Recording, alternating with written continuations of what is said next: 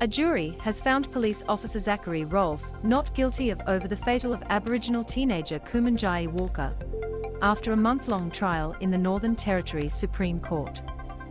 Warning: Aboriginal and Torres Strait Islander readers are warned the following article contains images of deceased persons. After deliberating for just under 7 hours, the 12 men and women returned their verdict this afternoon. When the decision was handed down, the 30-year-old was calm, hugged his mother and smiled. Northern Territory Police Officer Zachary Rolfe. Outside the court, Mr. Rolfe said it was the right decision. But a lot of people are hurting today, Kumanjai's family and community, so I'm going to leave this space for them, he said. The NT constable was charged with and also faced alternative charges of manslaughter and engaging in a violent act causing.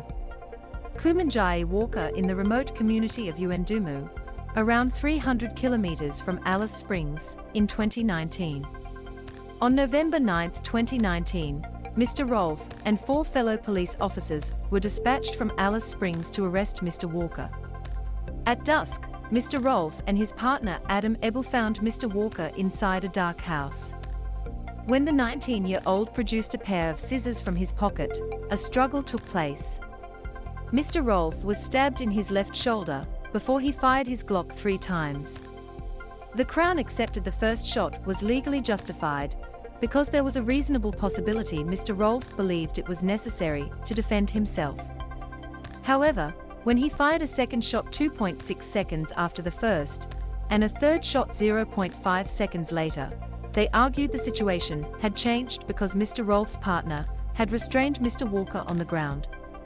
The family of Kumanjay Walker, a 19-year-old Warlpiri man who was shot and in 2019.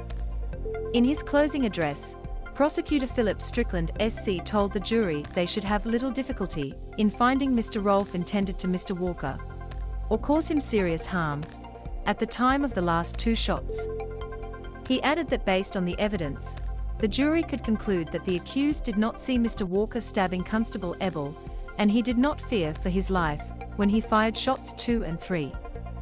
The Crown case is that the evidence that the accused gave in court, that he did have those beliefs, was a lie, and the accused lied to justify the unjustifiable, namely, the fatal of Kumanjay Walker, Mr. Strickland said. In his closing address, Mr. Rolfe's counsel David Edwardson QC said his client had no time to form any intent, and that he instinctively responded to the threat of the scissors, which Mr. Walker deployed against both officers. If Kumanjay Walker had stabbed either officer in the neck, to that depth, would almost certainly have been inevitable, he said. In this case, between shot 1 and shots 2 and 3, Kumanjay Walker always remained in control of the scissors in his right hand. The evidence does not prove otherwise. He was, at all times, non-compliant with violent resistance, even after 3 bullets had entered his center body mass, the exact location where Zachary Rolfe had been trained to aim. Each time pulled the trigger, he was acting in good faith. He was acting in the reasonable performance of his duties, and he was acting in self-defense, the self-defense of himself and his partner. In these circumstances, there can be only one verdict, and that is one of not guilty to all charges. Judge John Burns presided over the Zachary Rolfe trial. NT Police Association President Paul McHugh and Mr. Rolfe outside court earlier this year. Mr. Edwardson also addressed Mr. Walker's criminal record. 3 days before the 9th of November 2019, he had deployed an axe in an extraordinarily dangerous and confronting manner, which of itself would have justified him being shot on that occasion, he said. Might be a young man, and for that reason, if nothing else, this case is tragic. But, nonetheless, he was dangerous. He was violent.